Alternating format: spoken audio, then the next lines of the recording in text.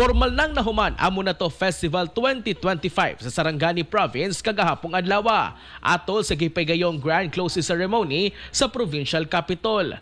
Kagahapon gidagsa sa katawhan ang pagtapos sa maong festival kundiin gisugdan kini sa Munatoran alas 3 sa sayong kabuntagon. Ubay-ubay ka mga motorista ug motocross fanatics usab ang nisaksi sa 4th Governor's Invitational Motocross Competition dayon subling giabrihan sa publiko ang mga Sarangani Pavilion, Moro Houses ug IP Village. Gisugdan ang mga aktibidad sa hapon pinaagi sa Jesus Reigns, ang hip-hop competition nga sayaw Munato, street dancing competition nga sayaw-sayaw sa kadalanan, ang giatlangan na grand closing ceremony o grand fireworks display.